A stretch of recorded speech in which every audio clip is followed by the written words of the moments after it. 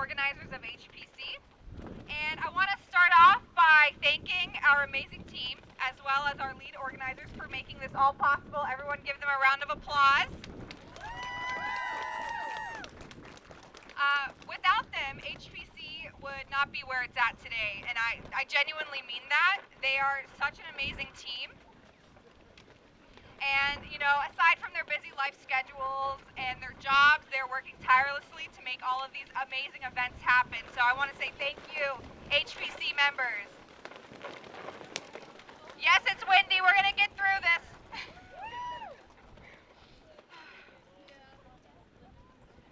I also want to give a big shout out to our community as well. You guys are all amazing.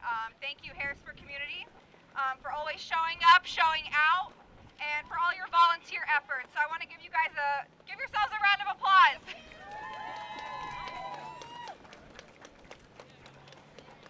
All right, I want to start off by acknowledging that the land on which we gather today, right now, is the occupied territory of the Susquehannock people.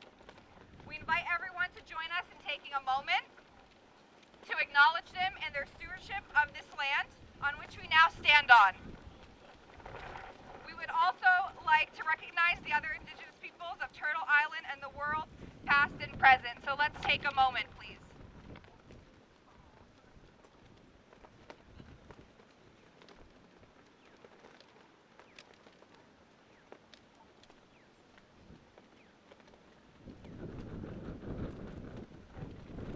So, Land Back is a movement in which we stand for acknowledging the indigenous people all around the world who have and still endure genocide, ethnic cleansing, and mass displacement from their native home. We are standing here today, standing up for the people, our people, the Palestinian people, who have endured a genocide for the past 7 months with no sign of a permanent ceasefire. We are here to continue to spread awareness, and we need to continue to hold our elected officials accountable. And I want to thank you all for showing up today, and hopefully for future events. Hi everyone, my name is Elisa Tabata. If you've been to events since October, you probably recognize my face. I'm a Palestinian American, born and raised in Harrisburg, PA. Went to high school in Harrisburg, attended Penn State, Harrisburg for undergrad, and currently at Pennsylvania College of Medicine for Hershey. So, I've been in this area a while. A very proud Palestinian. I always go back home to visit my family. My family comes here to visit me. I'm really thankful for everyone, so I just want to give you guys all a second and just look around, look at each other. You guys are incredibly powerful. You guys are a part of an amazing movement, and I'm proud of every single one of you. So let's cheer for each other first and foremost. Woo!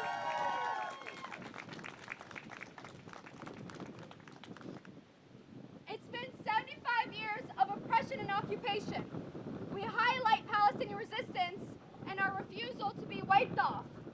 My whole life when I say I'm Palestinian, they dismiss it and ask me, what's going on over there? What's all those problems? But now in the recent months, when I meet new people and I talk about Palestine or mention that I'm Palestinian, they talk about the oppression and occupation before I do. This is something that's never happened before. So in the light of all the devastation and the current genocide going on in Gaza, we can at least fulfill their promise of spreading awareness, because that is all that they want from us. The purpose of this 5K was to spread awareness and to build community, but to also hold it in honor of our friend Azzedine, as a Palestinian who came to Harrisburg and entered our community when his leg was shot off in the Great March of Return in Gaza. He was 14 years old. He came to Harrisburg, he got a prosthetic leg, and he became a family for a lot of our loved ones here. He was killed on Christmas Eve 2023. Him and his entire family were wiped off. We've held a fundraiser in his honor, and that's what this 5K is also for, in his honor, Palestinian man, woman, and child who has been facing this brutal form of oppression. We are here for them. Free, free Palestine! Free, free Palestine! Free, free Palestine! Free, free Palestine! Free, free Palestine! Free, free Palestine! I want to thank you guys all for the community that we have built. I've met the most incredible people In the past couple months, people from all different backgrounds, all different religions, all different stories, we come together for a singular cause. and I wanted to thank you guys all so much for your continuous Activism, and just know that this Palestinian American in Harrisburg would have never imagined that we would have had this community here that we do now. So thank you guys all so much for every single thing that you do. We appreciate it so much. Thank you to the organizers of HPC Harrisburg Palestine Coalition. Without you guys, we would have been nothing. Me and my cousin, we started this organization in October. It was just the two of us.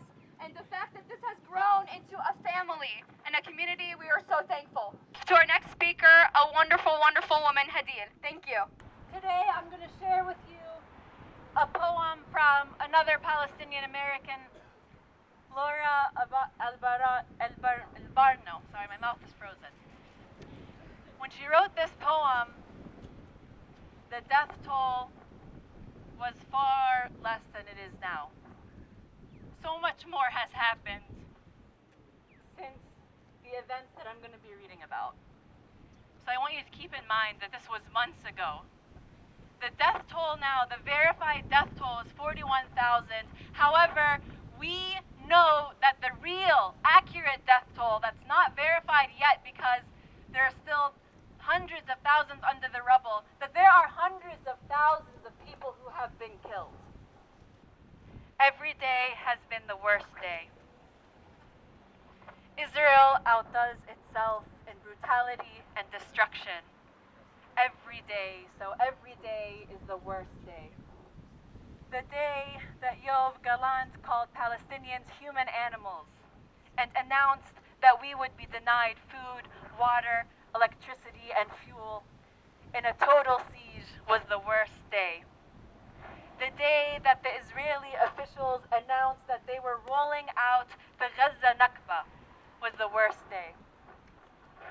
The days that Israel sieged and raided Al-Shifa Hospital, bombed the maternity ward, bombed the outpatient clinic, bombed the outside ambulances, and bombed the solar panels, leading to the hospital's total collapse and closure. Those were the worst days.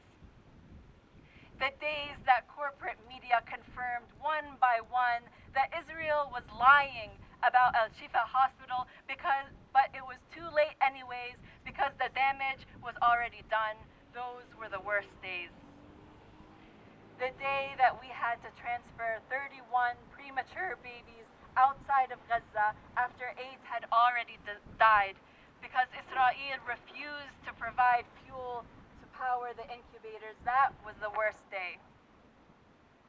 The day that I read that the director of Al-Shifa Hospital was calling on the world for assistance because people were screaming of thirst. That was the worst day. The day that Israel bombed 6 one-ton bombs on Al Jabaliyah refugee camp, killing hundreds of civilians. That was the worst day. Every day after that has been the worst day because Israel continued to bomb Jabaliyah refugee camp every day after that, but the media stopped reporting on it. The day that we watched Al Nasser Hospital premature babies be discovered in their hospital beds decomposing after Israel sieged and attacked the hospital and prevented their evacuation, that was the worst day. The day that we watched photos and videos of dozens of Palestinian men who were kidnapped from one of the schools they were sheltering with their families in, stripped of their clothes in the bitter cold, blindfolded, forced to kneel, after which they were taken in the backs of trucks. That was the worst day. The days that we watched hundreds of thousands of Palestinians be forcefully displaced on Salah ad-Din Road, from the north of Gaza to the south of Gaza, mirroring images of the Nakba of 1948, when we watched our ancestors be forcefully displaced from the north of Palestine to the south of Palestine and to neighboring countries. Indeed, watching the Nakba of 2023 and now 2024, the current Nakba, play out in our phones has been the worst day. The day that we read accounts of children sniped by Israeli snipers as they were being held by their parents who were being forcefully displaced, and their parents were forced to lay their children's bodies down on the road and continue marching.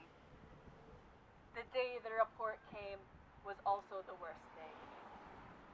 The day that an Israeli airstrike hit a convoy of evacuating families on the so-called safe route was the worst day.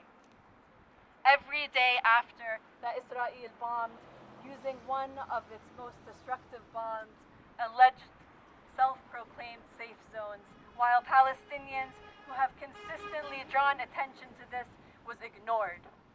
That was the worst day. Every day that the world did not stop after the day before has been the worst day. The day I saw a faceless boy with both of his legs blown off. The day that I saw a young Palestinian girl dressed in a pink pajama, completely disemboweled, and her intestines hanging out of her body, taking her last breath was the worst day. Each day, a new family member is taken. Each day, a new child is orphaned. Wounded child, no surviving family has been created. An acronym solely for the children of Gaza. WCNSF. Wounded child, no surviving family.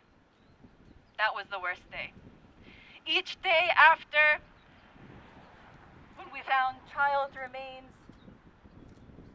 scattered on the ground, and whenever the children recover their injuries alone and looking for their families and not having anyone to help them navigate their traumas and their amputations, that is the worst day. The day that we learned that 25,000 Palestinians lost either one or both of their children to this genocide has been the worst day. The day that we learned that a Palestinian physician had to amputate his own child's limbs without anesthesia, only for the boy to succumb to his wounds and die, was the worst day. The day that we passed 10,000 babies and children, that was the worst day. Every time a mother undergoes a C-section without anesthesia is the worst day. The day they killed Wa'il al-Dahdouh's family was the worst day. The day we saw Muhammad al-Durra's father, Jamal al-Durra, grieve his two brothers was the worst day. The day that a child carried another child's body wading through the flood of Jabaliyah camp, that was the worst day. The day a Palestinian mother begged the doctors not to pull her daughter's body put her daughter's body into the refrigerator because she hates the cold. The day another Palestinian mother asked her martyred son for forgiveness in case there was anything she did not do for him was the worst day. The day an IVF mom crumbled while holding her child's body, choking the words, "But I swear, I struggled to have him." 580 injections. That was the worst day. The day they killed Reem and Tariq was the worst day. The day Amal asked the civil defense workers to rescue her from under the rubble of her family, of her home, so that her family under the rubble could be rescued first. "Save my family and save me for last," she told them. Every day we watch a Palestinian boy and and father and man dig through the rubble with their hands for survivors, lacking any tools, equipped only with their compassion, their strength, their determination, and their love for their people. That was the worst day. The day we reached 100 journalists assassinated by Israel in Gaza was the worst day. Every day anyone is alive and conscious under the rubble with no way to be reached is the worst day. Every day they erase another family name from the civil registry is the worst day. The day that we heard that disease began to spread in Gaza, and an Israeli official wrote an op-ed saying, "Let the disease spread. It will help us achieve our goals quicker." That was the worst day. Every day a Palestinian is forced to pay thousands at the Rafah crossing to secure escape from a genocide is the worst day. Every day has been the worst day because every day is the worst day for some family. And we as a community every day are grieving one act of brutality after another act of brutality, massacre after massacre, because all of them, every single one person in Gaza is our family. So every day is the worst day. Each moment of suffering is felt with a heavy and full heart. Each ounce of pain, it's felt by every single one of us here. So every day is the worst day. October 6th, October 7th, 8th, 9th, 10th, November, December, January, February, March, April. Every day is the worst day in Gaza and here in Harrisburg because we are all connected and we will not find peace until our brothers and sisters and loved ones in Gaza until there's a complete and immediate and permanent ceasefire and a full liberation of Palestine. Hi everyone, my name is Sundos. I am a Palestinian living in Harrisburg. This has been a very emotional and tough morning. When I was planting flags for our friends and family that have been martyred, massacred, and tortured to death today, I think about the white side of these flags. I think about the Palestinian children, men, women, and elders, human beings holding up white flags through the so-called humanitarian corridor, coming out of rubble, trying to find food while holding up any piece of tattered white cloth they could find.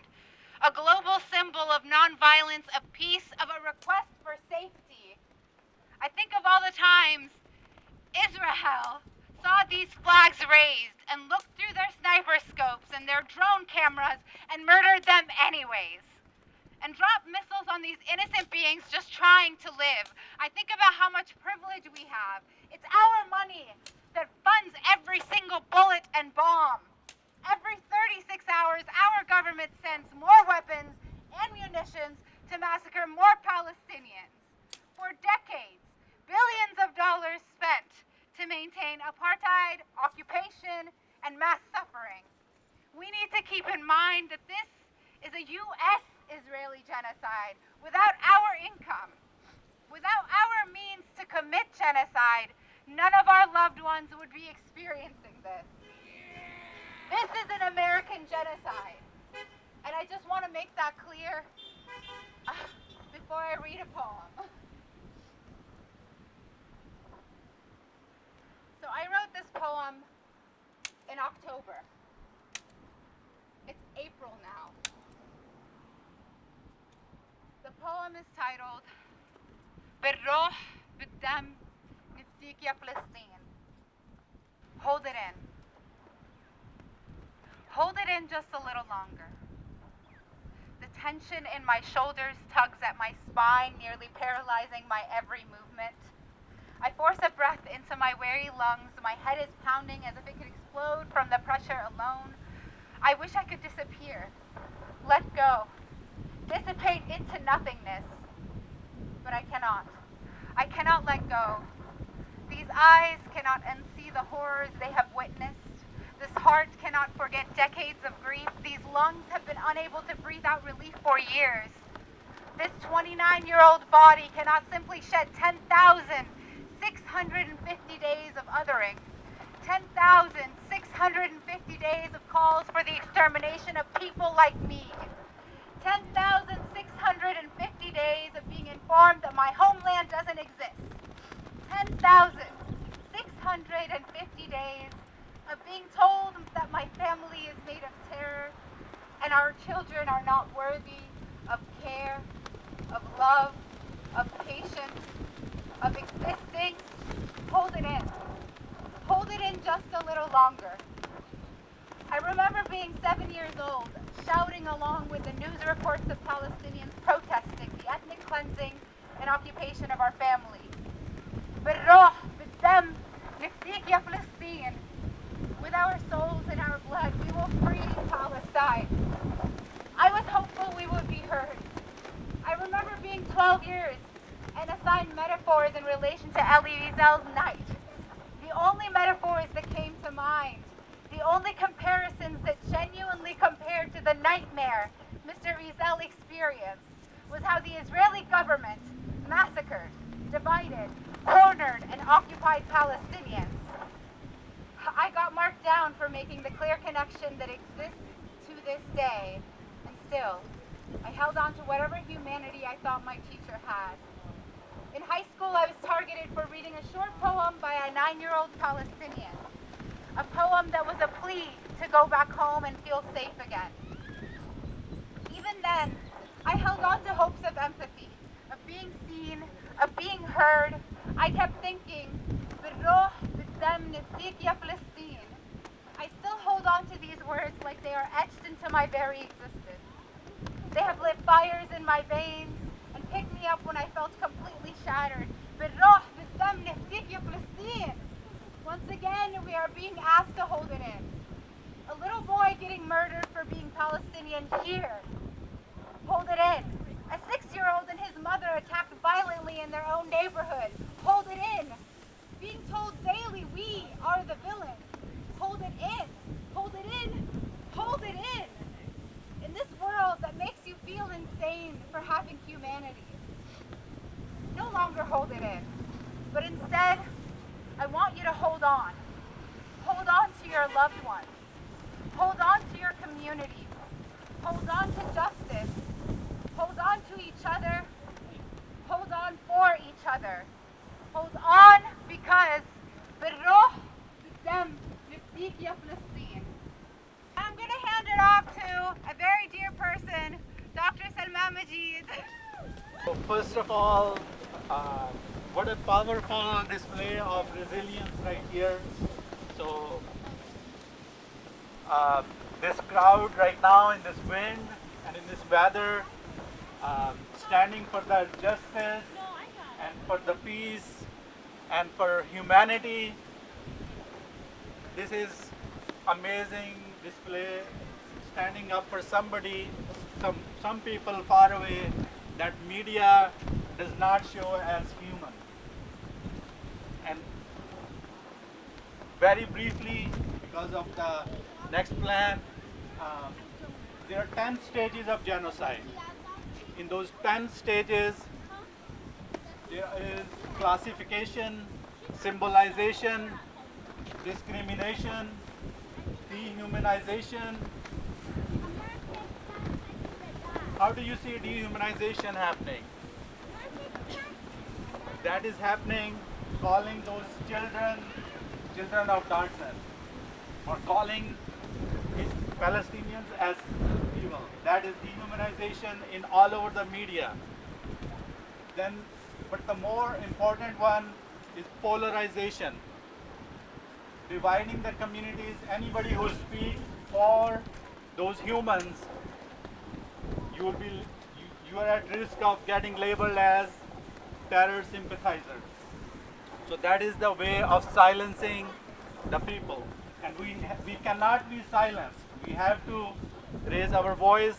One of the things I ask most people when I meet in this community, what got you started to join on this path? When everybody else is going along with their life, is acting as deaf and blind to the atrocities that are televised, that are in front of us. How come you joined? And I think most people that I come across, it was a personal connection. Somebody shared with somebody else. So we have to keep sharing. We cannot be silenced on your social media, through your other people you know. You have to keep sharing. In the other stages, one of the final stages, denial for the genocide. After, in the last stage of genocide is denial. Israel doesn't limit at denial. It instead blames the Palestinians for the atrocities that they are going through. So we have to know, you have to speak up. Also, you will be discouraged when you speak up. There will be fear, but keep doing, keep advocating, keep joining, and do not isolate in this time. Instead, channel all that energy into action. Next week, we are doing a healthcare rally on the Capitol steps. From 12 to 1:30 is healthcare rally on Capitol steps next week. The massacre that happened, that has been happening, and right then, and thousands of Palestinians are getting amputations without anesthesia. They're destroying the hospitals, the healthcare system is broken. Burn victims are not getting any anesthesia, any opioid, any pain relief, because they want them to suffer. That does not happen in any other conflict. So this is more targeted, and they want them to suffer, and we as healthcare workers, we have to stand up for them. And one last thing, we have to take care of ourselves in this time. As you are advocating, as you're standing up for everybody else, for those who are suffering, you have to keep taking care of yourself. Do not isolate, stay connected with the community, and do these activities together. Thank you.